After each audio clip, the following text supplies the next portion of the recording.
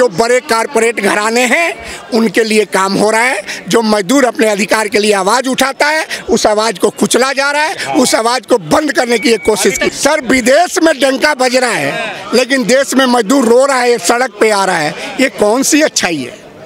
आपके सामने ये मजदूर, इतना किसी को शौक है, इतनी गर्मी में पसीने में। अमृतकाल देश में चल रहा है, किसके लिए चल रहा है? उद्योगपतियों के लिए चल रहा है, बड़े बड़े उद्योगपतियों के लिए चल रहा है, बड़े बड़े घरानों के लिए चल रहा है। मजदूरों के लिए कोई अमृतकाल नहीं है। हमारा डिमांड है, जो अभी सरकार ने पीछे कोरोना टाइम में सबको घर में बंद करके अब मजदूरों का जो सदियों से कानून बने हुए थे, जो 44 कानून, उसको तब्दील कर दी और 4 कोड में बदल दिया। और उसमें मजदूरों के खिलाफ काफ़ी ऐसी चीज़ें बनाई गई है जो पहले के कानून को बदला गया है। हमारी मांग है कि उस 4 कोड को जो सरकार लाई है उसको समाप्त करे और पूरे देश में एक जैसा मिनिमम वेज लागू करे। वो कम से कम आज की डेट में 26,000 रुपये हो। ठेकेदारी प्रथा देखिए, कानून में आए कि जहाँ परमानेंट जॉब है, जहाँ परमानेंट काम है, वहाँ पर आपको ठेकेदारी नहीं चलेगी। 1970 में कॉन्ट्रैक्ट एंड रेगुलेशन एक्ट बना है, उसमें क्लियर किया हुआ है। लेकिन आज भी देखिए, प्रधानमंत्री कार्यालय से लेकर के रेलवे से लेकर के कोई ऐसा जगह नहीं है जहां पर ठेकेदारी नहीं है, जो कि इलीगल है। इस ठेकेदारी प्रथा को कम पैसों में ज़्यादा काम होता है ना? भाई साहब, कम पैसे में ज़्यादा काम नहीं होता है, तो सर गलत है। कम पैसे में नहीं होता है। कम पैसे में ये काम होता है, मजदूरों को कम मिलता है, मजदूरों को कम दिया जाता है। लेकिन जो ठेकेदार ठेका लेता है वो मोटी रकम, जो मजदूरों का मिनिमम वेज है उससे कई गुना ज़्यादा और पैसा लेता है और कमीशन भी लेता है, लेकिन मजदूरों को कम दिया जाता है। आप कहना चाह रहे हैं मजदूर विरोधी है सरकार? बिल्कुल 110% मजदूर विरोधी है कि सरकार। प्रधानमंत्री तो गरीब माँ के बेटे हैं। देखिए, बिल्कुल, देखिए, हम इससे, हमारी देश का यही तो खूबसूरती है कि गरीब से गरीब भी अच्छे पोस्ट पे जा सकता है। और प्रधानमंत्री जी का हम बहुत ही तारीफ करते हैं, उनका हम विरोधी नहीं है, लेकिन जो उनकी नीति है, जो बीजेपी और सरकार की नीति है, जो मजदूरों के खिलाफ है, उसका विरोध है हमारा कि मजदूरों के हक के लिए कुछ तो करें। देखिए, आप आज तक कानून बनाए हैं, 4 कोड बिल आपने पास किया, आज तक हम मजदूरों को ये नहीं समझा पाए कि इस कानून से मजदूरों को क्या फायदा होना। यूनियन नहीं बना सकते ना आप?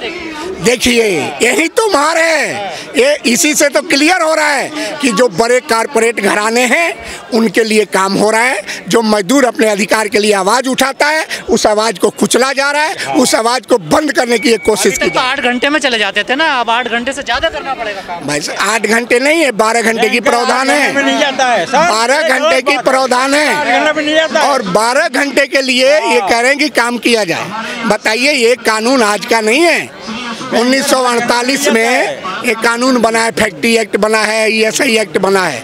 और काम के मजदूर रोज स्ट्राइक करते थे, विकास की प्रगति में ना कहीं दिक्कतें, रुकावट आती है, रोज आंदोलन करने बैठ जाते हैं। आप यहाँ आए हैं, आप यहाँ मेहनत कर रहे हैं, अपने चैनल पे जो भी चीज़ें आप चलाएंगे, मजदूरों के बात चलाएंगे, जो भी होगा कुछ फायदे के लिए कर रहे हैं, नुकसान तो के लिए कोई काम नहीं करता। सरकार ने भी कुछ फायदे के लिए क्या होगा? भाई साहब, फायदे के, वो मजदूरों के नुकसान के लिए किया है। किसका फायदा होगा इससे? मालिकों का, जो बड़े घराने हैं, बड़े कारपोरेट एजेंसियां, उद्योगपतियों का, उनका बेनिफिट होगा। जो आपको चंदा की बात है तो मैं उस पर नहीं जाऊंगा, तो बड़ा लंबा कहानी हो जाएगा। चंदे से तो चलेगी सरकार भी, वो तो सब चल रही है, सब चल रही है, सब चंदे का खेल है। लेकिन इस तरीके से नहीं कि किसी का गला काट के चंदा ले, ये गलत है, इसका हम विरोधी है। कहाँ गला काट रहे हैं? मजदूरों का गला कटा जा रहा है। ये भी तो बता नहीं रहा, बिल्कुल भी टीवी मना कर रहा है। टीवी इसलिए नहीं बता रहा है, जो बड़े बड़े चैनल हैं, वो आपको पता है सरकार जब से बनी है सरकार की ही बात करते हैं, क्योंकि चैनल अगर सरकार का बात नहीं करेंगे तो उनको बैन कर दिया जाएगा। तो कहते हैं हम ईमानदार पत्रकार है, सबकी बात करते हैं। पैसा कौन सा पत्रकार ईमानदार है बताइए, जो मजदूरों का आवाज़ नहीं उठाता? आप यहाँ पे आए हैं मजदूरों को देख करके ही मजदूरों की समस्या को मैं आगे बढ़ाऊं, आगे उठाऊं। कौन सा यहाँ बड़ा चैनल है आप देखिए, नजर आ रहा है आपको दूर दूर तक? उनको भी पता है आज कि यहाँ पर मजदूरों का स्ट्राइक है, पूरे हिंदुस्तान में स्ट्राइक है, लेकिन एक भी लाइन आपको टीवी पे बड़ा चैनल दिखा तो रहा है कि मोदी जी का विदेश में डंका बज रहा है। सर, विदेश में डंका बज रहा है लेकिन देश में मजदूर रो रहा है, सड़क पे आ रहा है, ये कौन सी अच्छाई है? आपके सामने ये मजदूर इतना, किसी को शौक है इतनी गर्मी में पसीने में यहाँ पर आकर के इतने अमृतकाल देश में चल रहा है, अमृतकाल देश में चल रहा है, अमृतकाल लगा हुआ है। अमृतकाल देश में चल रहा है। किसके लिए चल रहा है? उद्योगपतियों के लिए चल रहा है, बड़े बड़े उद्योगपतियों के लिए चल रहा है, बड़े बड़े घरानों के लिए चल रहा है। मजदूरों के लिए कोई अमृतकाल नहीं है। पर जब किसान कानून, जो कृषि कानून आए थे, उन्हीं के साथ ये भी आए थे, उसका तो बड़ा विरोध हुआ, पर इन कानूनों का विरोध नहीं हुआ। नहीं, देखिए इस कानून का विरोध, ये दोनों साथ आए थे ना, देखिए साथ आए थे। कोरोना टाइम से इसका विरोध चल रहा है। किसको मिला? और मैं आपको क्लियर कर दूं कि अगर विरोध नहीं होता, सरकार को ये पता नहीं होता कि ये विरोध है, मजदूर में आक्रोश है, तो 2020 में ये कानून पास हुआ। सर थोड़ा सा मेरे आज जाकर के 2025 आ गया, 2025 तक ये कानून लागू नहीं हुआ। क्यों नहीं हुआ? क्योंकि सभी ट्रेड यूनियनों ने और मजदूरों ने इसका विरोध किया है और आगे भी विरोध करेंगे, इसलिए लागू नहीं हो रहा है। और जब तक ये कानून वापस नहीं होता, मजदूर चैन से बैठने वाले नहीं है। बड़ा गुस्सा है। हाँ, गुस्सा है इस बात का।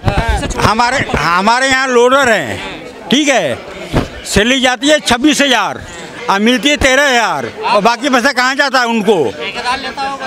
फिर एक कौन सा ठेकेदार का प्रथा कब से चल गया? इकट्ठा हुए हैं सरकार की जो है कर्मचारी विरोधी नीतियों के कारण 2022 से हमारे bank, union bank of India में एक भी बहाली नहीं हुई है।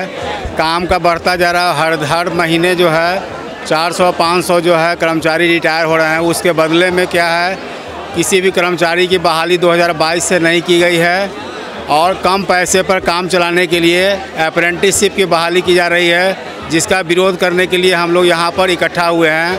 साथ में पुरानी जो है पेंशन नीति को हटाने, इंश्योरेंस सेक्टर में FDI को ख़त्म करने और साथ ही बैंक में पुनः बहाली करने, यह सरकार कर्मचारी विरोधी नीति, कर्मचारी विरोधी है और इसके विरोध में हम लोग। मीडिया तो कह रहा सब बढ़िया चंगा चल रहा है देश में। मीडिया का तो क्या, अभी हमारे यहाँ जितने भी हैं बैंक के ब्रांचों में कस्टमर के लिए काम करना है, लेकिन जब स्टाफ ही नहीं होगा तो काम कौन करके देगा?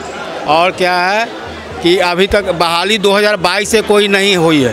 दुनिया कहते हैं बैंक में नौकरी लग जाए मजे आ जाएंगे, आप यहाँ पे कह रहे हो सब खराब चल रहा है। बैंक पर जाने पर कस्टमर से पूछिए कि क्या हालत है बैंकों का। जहाँ पर 4 लोग रह रहे थे वहाँ पर 2 लोग काम कर रहे हैं और उसी में जो है पूरा काम कराना है।